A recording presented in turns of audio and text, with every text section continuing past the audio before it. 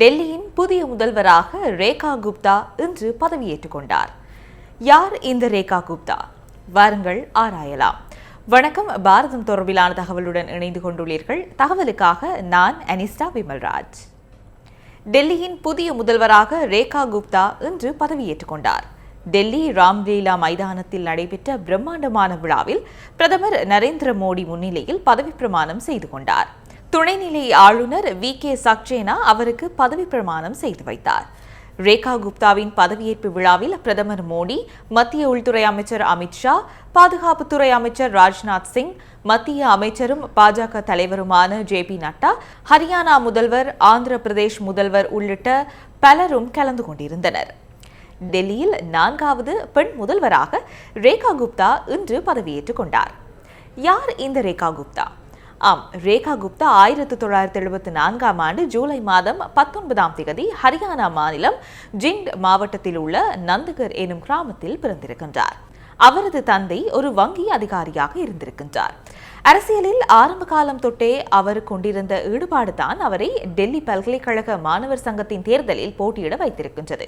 1996 இலிருந்து 97 காலகட்டத்தில் டெல்லி பல்கலைக்கழக மாணவர் சங்கத்தின் தலைவராகவும் அவர் பதவி வகித்திருக்கின்றார். ரேகா குப்தாவின் தீவிர அரசியல் பயணம் 2000ஆம் ஆண்டில்தான் ஆரம்பித்தது என்று கூறலாம்.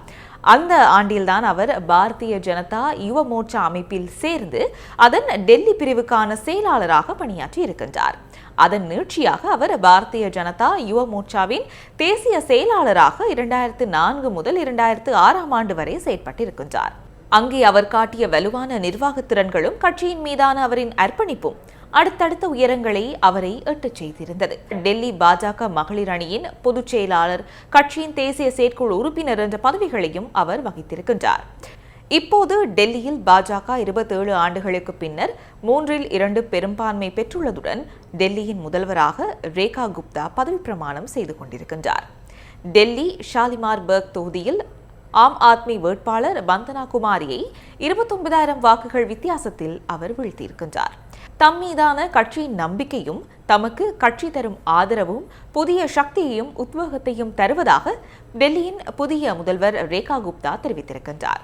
பூரண நேர்மையோடும் அர்ப்பணிப்போடும் ஒருமைப்பாட்டை பேணும் வகையிலும் கடமையாற்றுவதாகவும் டெல்லியின் ஒவ்வொரு குடிமகனின் நலனுக்காகவும் அவர்களுக்கான அதிகாரத்தை அளிப்பதற்காகவும் ஒட்டுமொத்த மேம்பாட்டுக்காகவும் செயற்படுவதாகவும் மேலும் டெல்லியை புதிய உச்சங்களை நோக்கி கொண்டு செல்லும் இந்த முக்கிய வாய்ப்பை முழு அர்ப்பணிப்போடு தாம் பயன்படுத்திக் கொள்வதாகவும் புதிய முதல்வர் ரேகா குப்தா மேலும் தெரிவித்திருக்கின்றார்.